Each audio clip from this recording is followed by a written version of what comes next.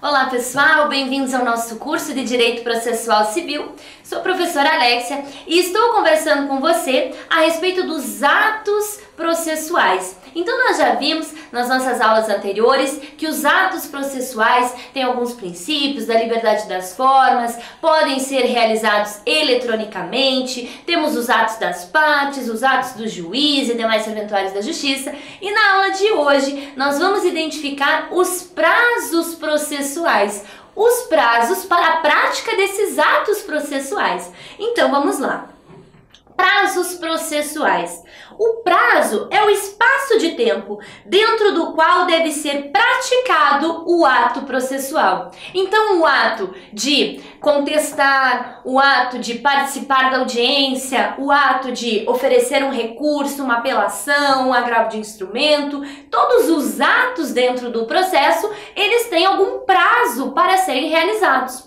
Então, vamos acompanhar a partir do artigo 218 quais foram as grandes mudanças em relação aos prazos processuais. Prazos processuais foram bastante discutidos no anteprojeto do Código de Processo Civil, no projeto do CPC, e entraram em vigor de uma forma bastante diferente, então vale a pena a gente dar uma olhadinha o que acontece com os prazos dentro do processo. Então vamos lá, artigo 218. Os atos processuais serão realizados nos prazos prescritos em lei. Então, para cada ato processual, eu terei um prazo específico para seu cumprimento. O ato de peticionamento, o ato de recurso, o ato de comparecimento, para que você faça ou deixe de fazer alguma coisa no processo, tudo, teremos um prazo específico para cumprir. Esse prazo específico, a gente já vai ver que ele foi unificado pelo nosso Código de Processo Civil, facilitando a vida do advogado, tanto em questão do prazo como na sua própria contagem. Mas olha a observação importantíssima do parágrafo 3º do artigo 218. Inexistindo preceito legal ou prazo determinado pelo juiz, quando a lei não diz qual é o prazo que eu tenho para cumprir determinado ato, ou quando o juiz não assinala esse prazo na sua decisão, será de 5 dias o prazo para a prática de ato processual a cargo da parte. Esse parágrafo 3º é importantíssimo porque quando se fala em prazo processual dentro do novo Código de Processo Civil, todo mundo sabe que os prazos foram unificados pelo CPC. E todo mundo sabe que essa unificação foi pelo prazo de 15 dias. E daí, quando a lei não faz uma previsão a respeito do prazo, ou quando o juiz não determina na sentença qual é o prazo para cumprir determinado ato, todo mundo pensa que esse prazo será de 15 dias. Errado! Quando não existe previsão legal, ou quando o juiz não determina na decisão qual é o prazo será de 5 dias. Então, cuidado com isso. A primeira informação importantíssima a respeito dos prazos. Não há previsão legal e o juiz não determinou na decisão, teremos o prazo de 5 dias para cumprir aquele ato. Vamos prosseguir. Contagem dos prazos processuais. Aqui é bastante interessante. Artigo 224. Salvo disposição em contrário, os prazos serão contados excluindo o dia do começo e incluindo o dia do vencimento.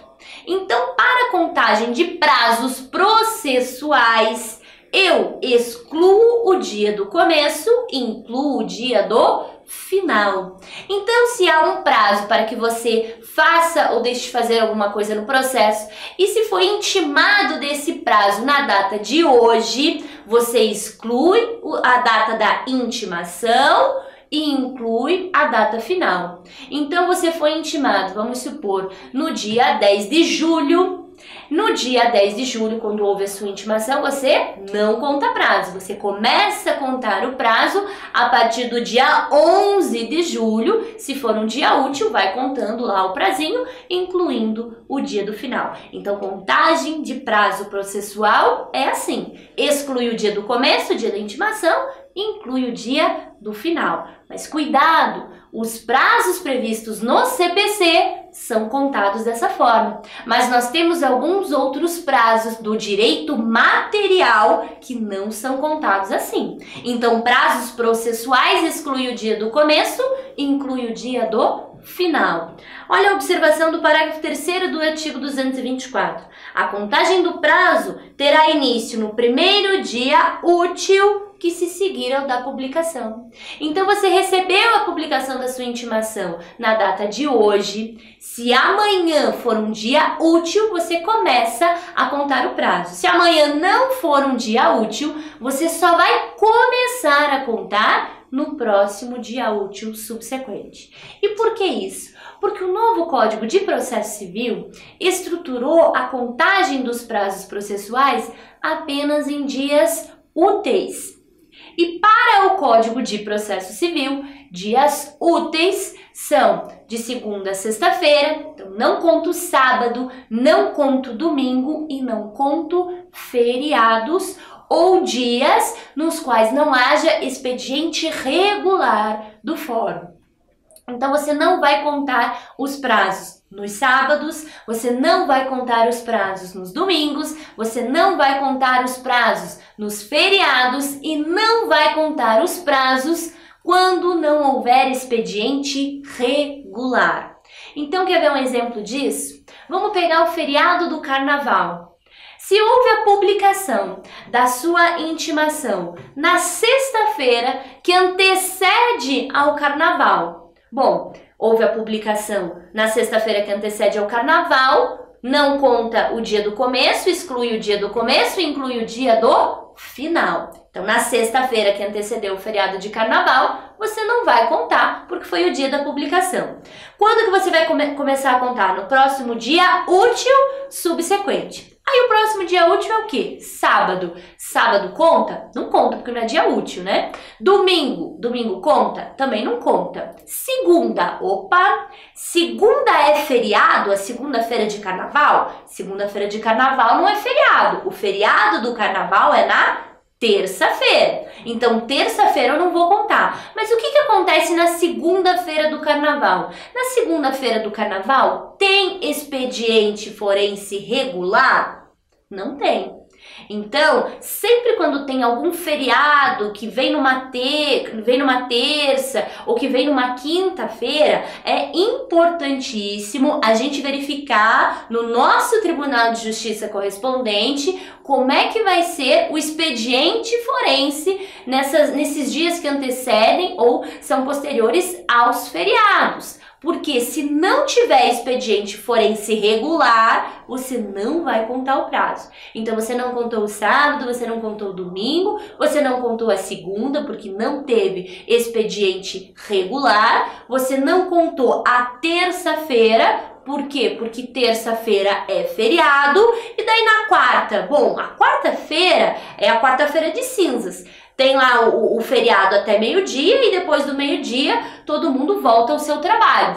Quarta-feira, se o expediente começa a partir do meio-dia, teve expediente regular? Não teve expediente regular, então você também não vai contar a quarta-feira, você vai começar a contar o teu prazo até a partir da próxima quinta-feira. Então, cuidado com isso. Todo Tribunal de Justiça, quando antecede algum feriado, ele já faz uma resolução para saber se tem ponto facultativo, se não tem ponto facultativo. Então, por exemplo, no estado do Rio de Janeiro, a quarta-feira de cinzas foi contada como expediente não regular. Então, você não vai contar a quarta-feira de cinzas por ocasião desse nosso exemplo. Mas em alguns outros estados, foi computado enquanto expediente regular. Então, se teve expediente regular, você vai contar como dia útil. Se não teve expediente regular, você não conta como dia útil. Então, tem que tomar um certo cuidado com essa relação de prazo. Prazo processual para o novo CPC são só aqueles contados em dias úteis, e dias úteis são todos aqueles, excetuando sábados, excetuando domingos, excetuando feriados e excetuando os dias que não houver expediente regular no Poder Judiciário. Beleza? Então, vamos continuar aqui. Artigo 219. Na contagem de prazo em dias, estabelecido por lei ou pelo juiz, computar-se-ão somente os dias úteis. E daí o povo lê o caput do 219 e esquece de ler o parágrafo único do 219. O 219 diz assim: o disposto nesse artigo aplica-se somente aos prazos processuais. O que são prazos processuais? Prazos que têm uma incidência na relação jurídica. Então, o prazo para contestar, 15 dias. O prazo de contestação tem incidência na relação jurídica? Tem. Então, é o prazo processual? Claro que sim, serão contados em dias úteis. Prazo para apelação? 15 dias úteis. Prazo para o agravo? 15 dias úteis. Então, se for prazo processual, você vai contar em dias úteis. Mas e prazos não processuais? Prazos materiais? Prazos materiais você conta em dias úteis? Não. Prazo material você vai contar em dias corridos. Um exemplo, o prazo decadencial. O prazo para você promover a ação anulatória de um vício do negócio jurídico é um prazo decadencial, é um prazo de direito material, você vai contar em dias corridos. Agora, uma observação importante que se faz em relação aos prazos processuais, e algo que importa a gente tratar a partir de agora, diz respeito ao prazo que o devedor tem para pagar a dívida esculpida numa sentença ou num título extrajudicial. Quando você entra com uma execução de uma sentença, ou execução de um cheque, de um contrato, você vai ter um certo prazo, que a gente vai comentar um pouco mais à frente das nossas aulas, você vai ter um certo prazo para esse devedor pagar a obrigação. Esse prazo no cumprimento de sentença que é de 15 dias e no processo de execução que é de 3 dias. Esse prazo que o devedor tem para fazer o pagamento da dívida espontaneamente, será que ele é um prazo material? Será que ele é um prazo processual? E em relação a isso, existe uma enorme divergência na doutrina. Há autores que entendem que, como é um prazo previsto no CPC, seria prazo processual. E sendo prazo processual, são contados em dias úteis. Mas há autores que entendem que o ato de pagar, o ato do devedor tirar o dinheiro do bolso e fazer um depósito judicial, é um ato material. Ele sai da casa dele, ele vai no banco, ele tira o dinheiro, ele faz o depósito em juízo. Então, em que pese exista previsão legal dentro do CPC para esse ato, ele seria um ato material. E se é um ato material, eu vou contar esse prazo em dias corridos. E daí como é que fica, professora? Eu vou contar esse prazo para o devedor pagar a obrigação no cumprimento de sentença ou no processo de execução em dias corridos ou em dias úteis? Depende da corrente ao qual é filiado o juízo no qual você está trabalhando esse cumprimento de sentença, esse processo de execução. Se o juízo entende que são dias, que o prazo de pagamento é um prazo processual, você vai contar em dias úteis. Se o juízo entende que o prazo de pagamento é um prazo material, você vai contar em dias corridos. E geralmente os juízes, quando intimam o devedor para pagar, eles já colocam: pague-se em 15 dias úteis ou 15 dias corridos, pague-se em 3 dias úteis ou em 3 dias corridos. Então ele já dá a orientação de entendimento. Se para ele for um prazo processual, dias úteis; se para o juízo for um prazo material, dias corridos. Então, cuidado com isso. A contagem dos prazos em dias úteis é apenas para prazo processual e não para prazo material. Vamos lá. Suspensão dos prazos processuais. O artigo 220 estabelece que suspende-se o curso do prazo processual nos dias compreendidos entre 20 de dezembro e 20 de janeiro, inclusive. Olha que interessante esse dispositivo. É um dispositivo também novo, não existia no CPC de 73, e ele veio justamente para conferir um período de descanso para a classe de advogados. Por quê? Vocês bem sabem que nós temos todo ano o nosso recesso forense, né? Não são férias forenses, mas é o nosso recesso forense, que vai do dia 20 de dezembro até o dia 6 de janeiro.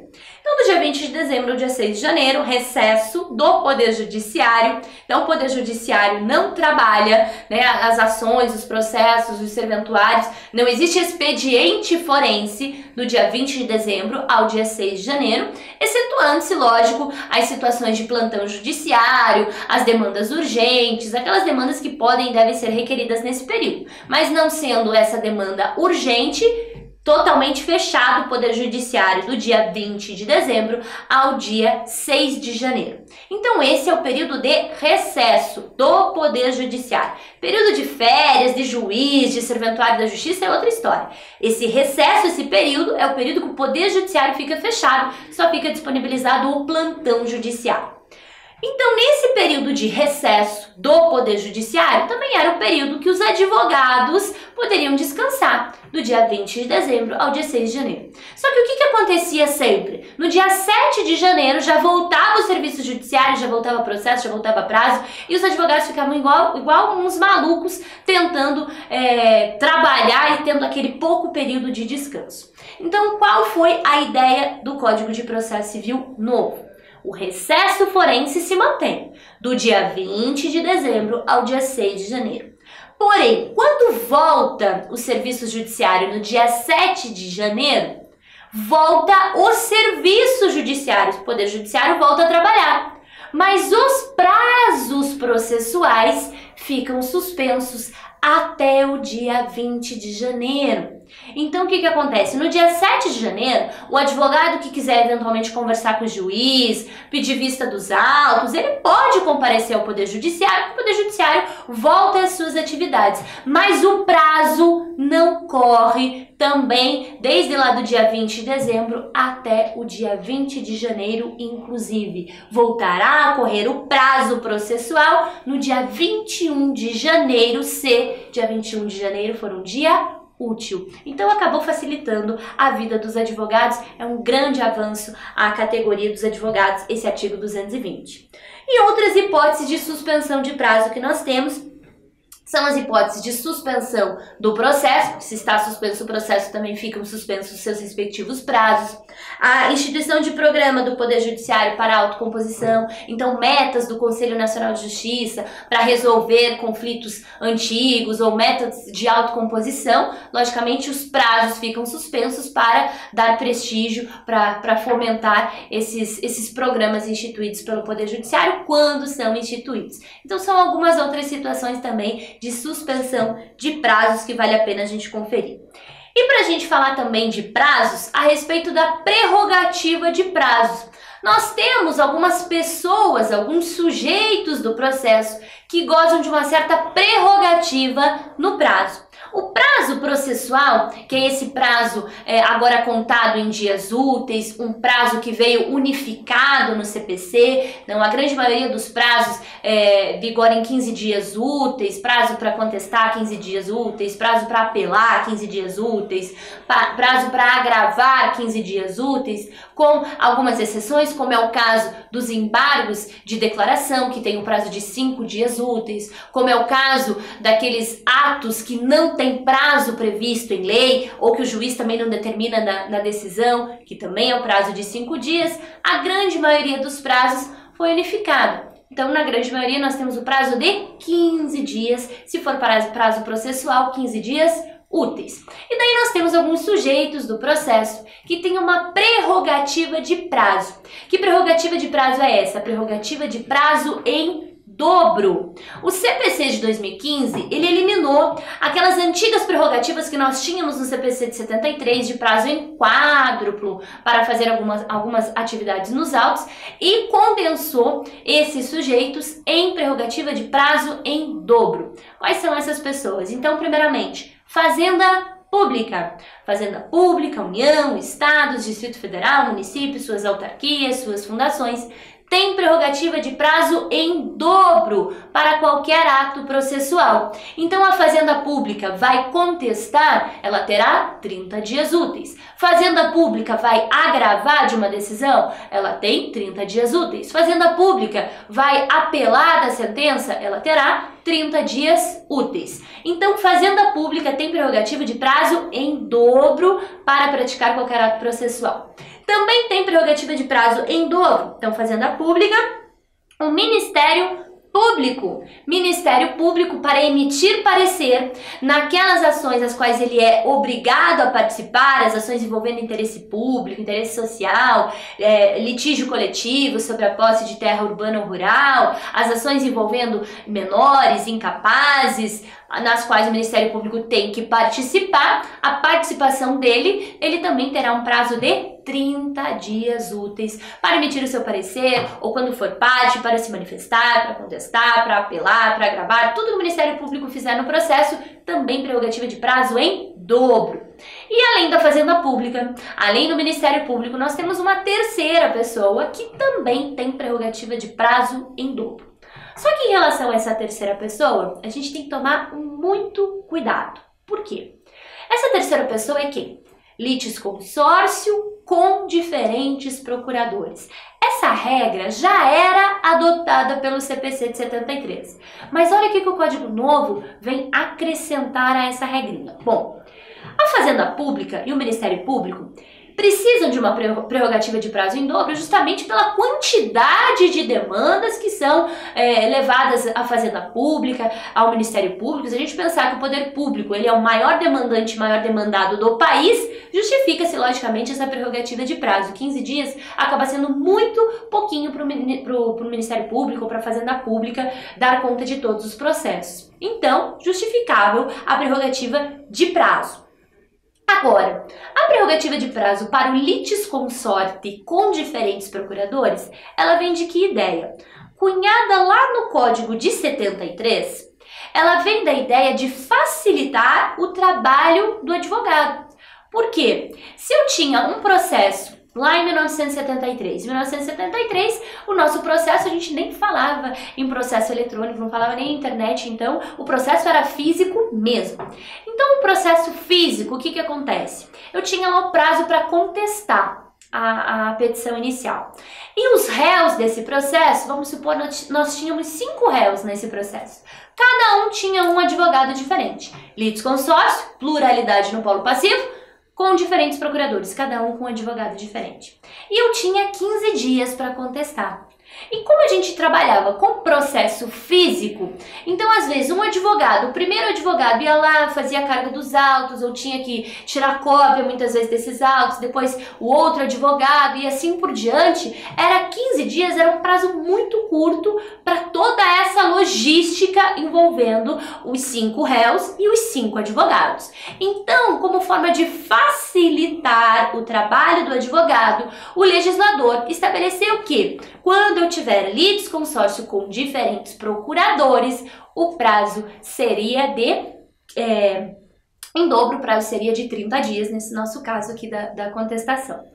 E daí, quais foram as modificações inseridas no Código de Processo Civil de 2015? Bom, hoje, a nossa realidade é o quê? A nossa realidade é a realidade do processo eletrônico. Nós temos ainda processos físicos, logicamente, mas a ideia é que o caminho seja a virtualização de todos os processos. Isso demanda um certo tempo, em comarcas um pouco mais longe, em comarcas onde não tem esse acesso não só ao aparelho, mas da própria população. Isso acaba indo num passo um pouquinho mais lento, mas a ideia é que no futuro próximo, 100% dos processos, nós tenhamos a digitalização, a virtualização. Então, o que acontece? Essa regra de que quando eu tenho litisconsórcio com diferentes procuradores o prazo dobra, ela não se justifica mais na realidade do processo eletrônico.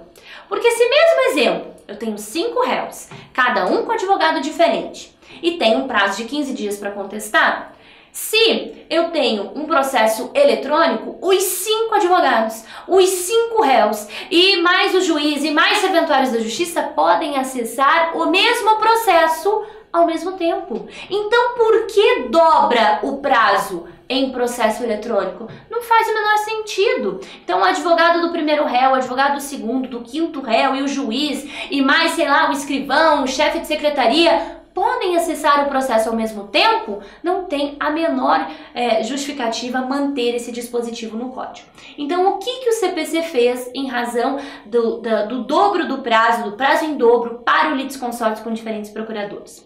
Ele manteve essa regra. Então, tem prerrogativa de prazo em dobro, Fazenda Pública, Ministério Público e o litisconsórcio com diferentes procuradores. Porém, quais são os acréscimos? Se, para o litisconsórcio ter a prerrogativa de prazo em dobro, ele precisa ter procuradores diferentes. Esses advogados têm que ser de escritórios diferentes, então não basta ter advogado diferente. O advogado tem que ser de escritórios de advocacia diferentes. Então, além dos litisconsórcios terem procuradores diferentes, de escritórios diferentes, essa regra só vale para processo físico. Então, cuidado com a regrinha do litisconsórcio. A regra do prazo em dobro para o litisconsórcio continua? Continua. Só que eles têm que ter advogados diferentes, de escritórios de advocacia diferentes, e essa regra só vai para processo físico. Processo eletrônico, tem o litisconsórcio, tem advogado diferente. Se é processo eletrônico, o prazo é simples, 15 dias. Então, cuidado com a regrinha do litisconsórcio. Então, gente, a respeito dos prazos processuais, essas foram as grandes modificações na nossa codificação, no nosso Código de Processo Civil. E eu espero você na nossa próxima aula para nós falarmos sobre tutelas provisórias, a tutela de urgência, a tutela de evidência. Então, eu espero que você tenha aproveitado aqui as aulas de atos processuais, de prazos processuais. Toma cuidado com prazo processual, porque na prática forense o advogado pode até perder o processo, mas prazo não dá, né, gente? Então, cuidado com os prazos processuais e eu te vejo então na nossa próxima aula.